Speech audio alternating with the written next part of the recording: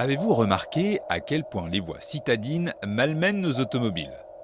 Au nom du principe de précaution, nos villes pullulent aujourd'hui de dos d'âne et autres ralentisseurs trapézoïdaux.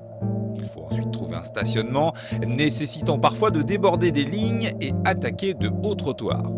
Et c'est ainsi que notre crossover est devenu SUV, pour le rendre plus à même d'être utilisé dans nos jungles urbaines.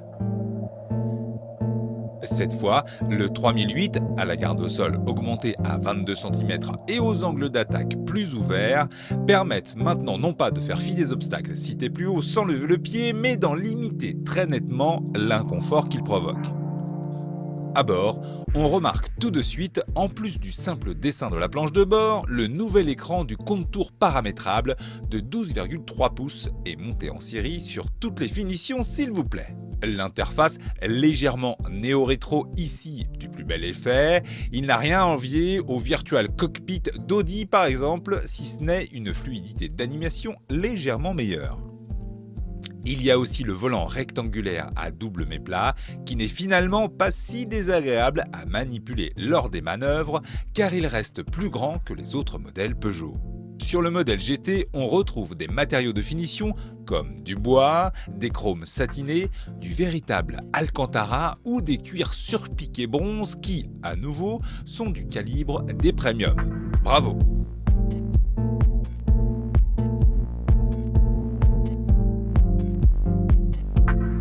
En passant de crossover à SUV, le 3008 dispose aussi d'un peu plus d'espace, l'empattement ayant été allongé de 6 cm. Le coffre offre aussi presque 100 litres supplémentaires. Pour faire rugir ce 3008, Peugeot nous propose des blocs HDI calibrés de 100 à 180 chevaux.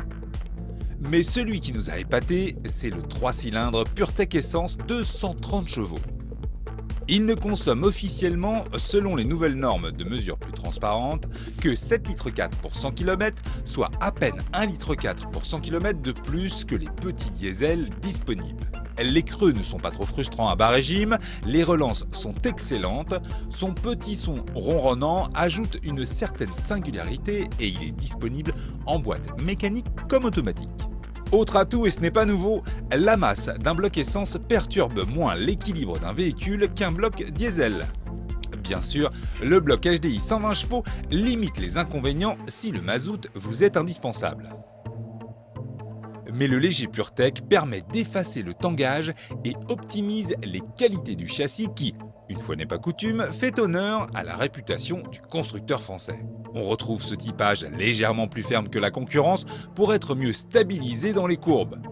Grâce à sa géométrie de SUV au perché, il ne percute pas pour autant sur les imprécisions de la route, même en version GT, et ça monte de 19 pouces minimum. Premier prix, 25 900 € avec le 3 cylindres. Un Volkswagen Tiguan ou un Ford Kuga, par exemple, équipé en 4 cylindres, démarre respectivement à 25 550 € et 22 650 €. Opter pour le modèle GT fait grimper l'addition à 41 650 € minimum, mais vous aurez en revanche une superbe finition biton. Choisir le haut de gamme, c'est ce qu'espère vraiment Peugeot de votre part dans son business plan désormais. Il permet aussi d'accéder à une trottinette électrique exclusive, nichée dans le coffre et qui se recharge pendant les voyages. Ce 3008 est un véritable bond dans le futur.